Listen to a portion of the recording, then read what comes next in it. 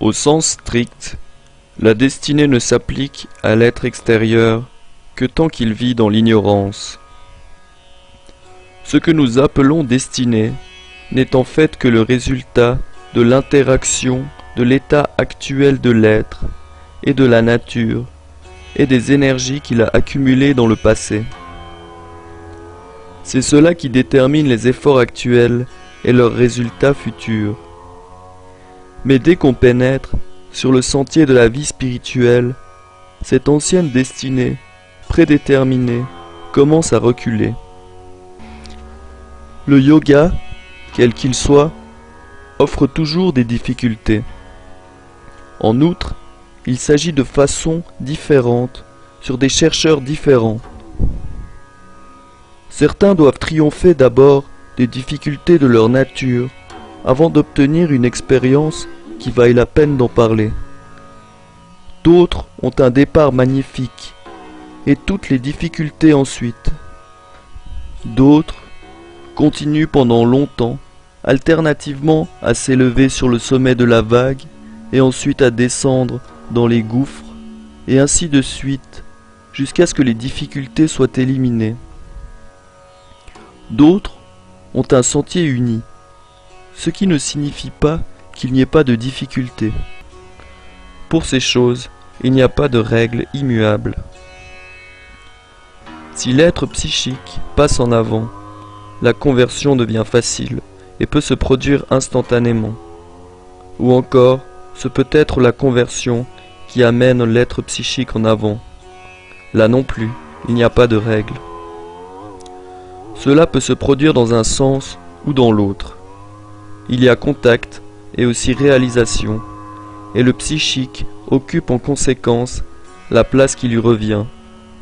Ou bien, le psychique peut passer en avant et préparer la nature de l'individu à la réalisation. La transformation est quelque chose de progressif, mais il est certain qu'il doit y avoir réalisation avant que le but de la transformation puisse être atteint. Alors qu'il y a identité de but essentiel, alors qu'il y a des grandes lignes générales de l'effort, il n'existe pourtant pas dans le détail une série commune de règles pour les choses intérieures qui puissent s'appliquer à tous ceux qui cherchent. Vous demandez, telle et telle chose ne sont-elles pas nuisibles? Mais ce qui fait du mal à l'un peut être utile à un autre. Ce qui aide à un certain stade peut cesser d'aider à un autre. Ce qui est nuisible dans certaines conditions peut être utile dans d'autres conditions. Ce qui est fait dans un certain esprit peut être désastreux, alors que la même chose, faite dans un esprit tout à fait différent, pourrait être inoffensive ou même bénéfique. Il y a tant de choses dont il faut tenir compte: l'esprit, les circonstances, la personne, le besoin et le moule de la nature, le stade. C'est pourquoi il est dit si souvent que le gourou doit traiter chaque disciple selon sa nature particulière et guider sa sadhana en conséquence.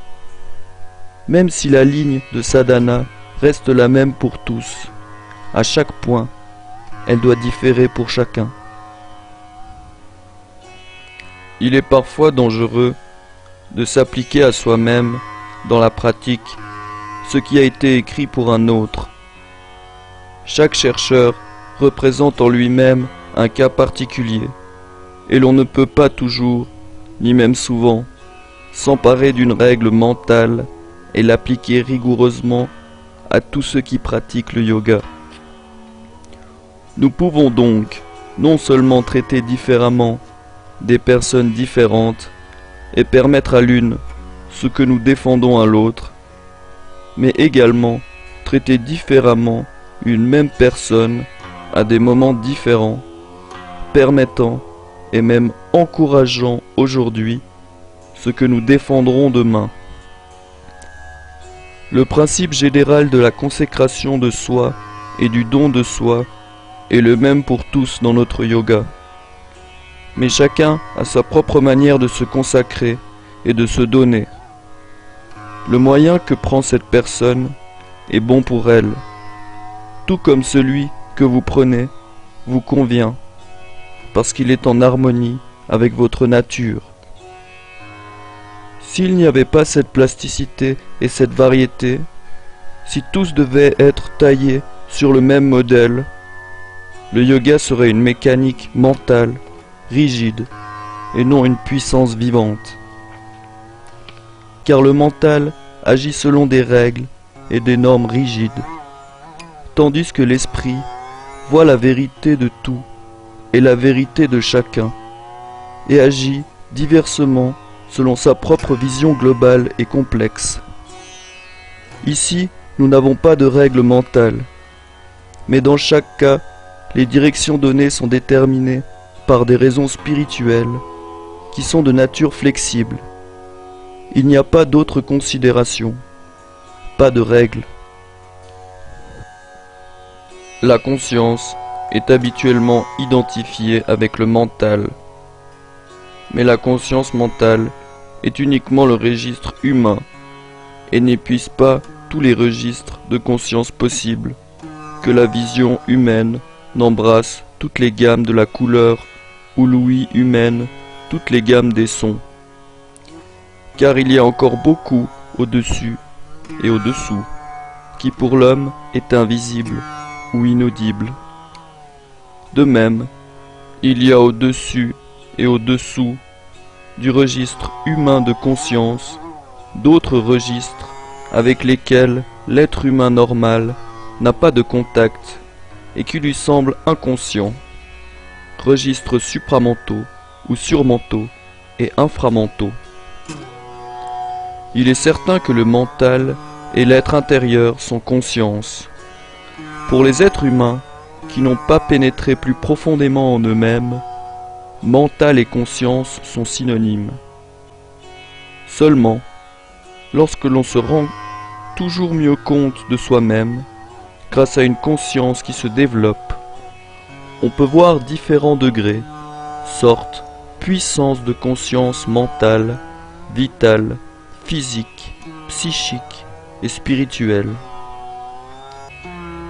Un homme peut se retrancher dans sa conscience mentale et observer l'énergie mentale faire des choses, penser, combiner, etc. Toute introspection repose sur le fait que l'on peut se diviser de la sorte en une conscience qui observe et une énergie qui agit. Ce sont des choses tout à fait élémentaires que tout le monde est supposé connaître. N'importe qui peut le faire, moyennant un peu de pratique. Quiconque observe ses propres pensées, sentiments, actions, a déjà commencé à le faire. Dans le yoga, nous complétons cette division. C'est tout.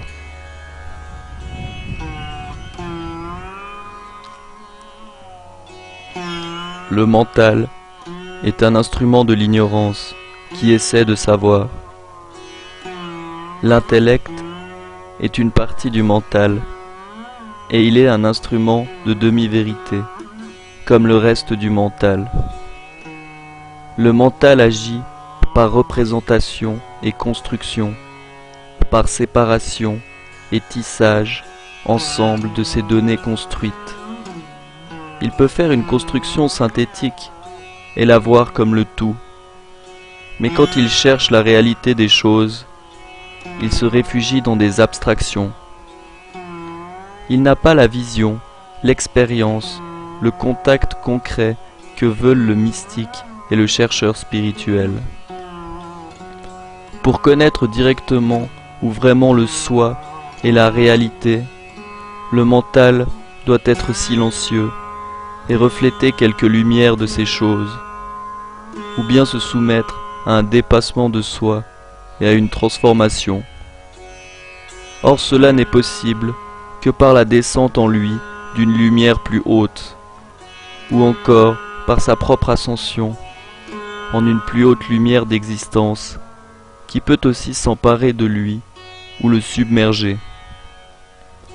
Dans la matière, lorsqu'on descend au-dessous du mental, on arrive au summum de la fragmentation et de la division. L'un, bien que secrètement présent, y est perdu à notre connaissance, et nous recevons la plénitude de l'ignorance, et même une fondamentale inconscience, d'où l'univers doit évoluer, conscience et connaissance. La connaissance mentale n'est guère utile, sinon, parfois, en tant qu'introduction pour orienter la vraie connaissance qui vient de la conscience directe des choses. Chaque mental met ses propres idées à la place de la vérité. La connaissance supérieure vient en passant par le mental, de sorte qu'à moins d'être entièrement et absolument tranquille, le mental peut toujours en modifier l'expression. Des erreurs sont toujours possibles tant qu'une partie quelconque du mental n'est pas entièrement transformée.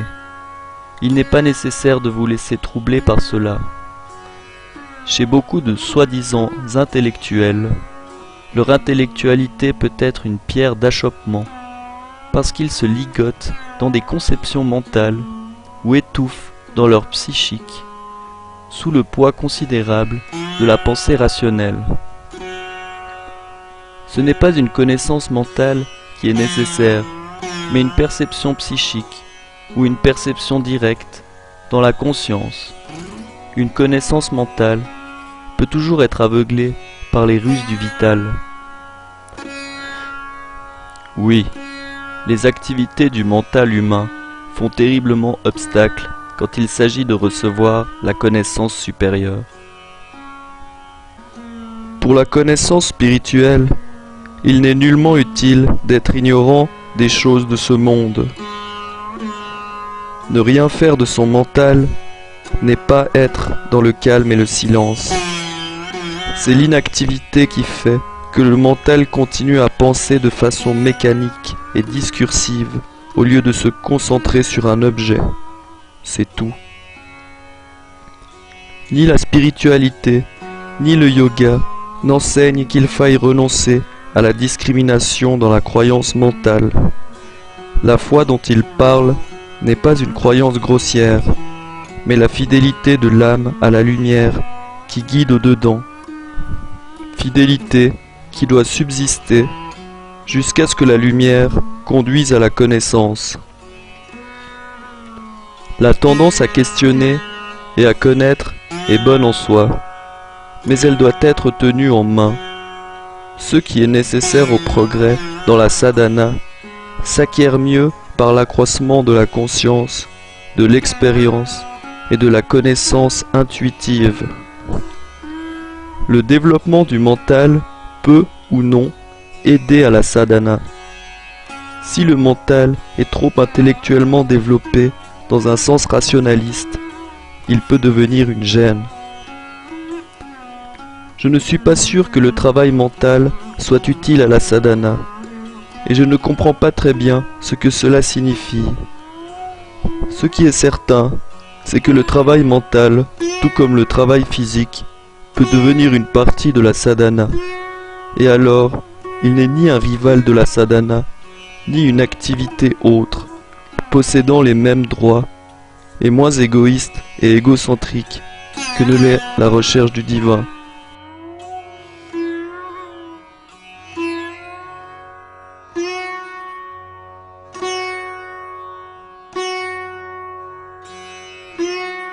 Nul n'est obligé de s'absorber dans des recherches mentales. On doit faire une sadhana parce qu'on en a ainsi décidé, et non en vertu d'une règle ou d'une obligation.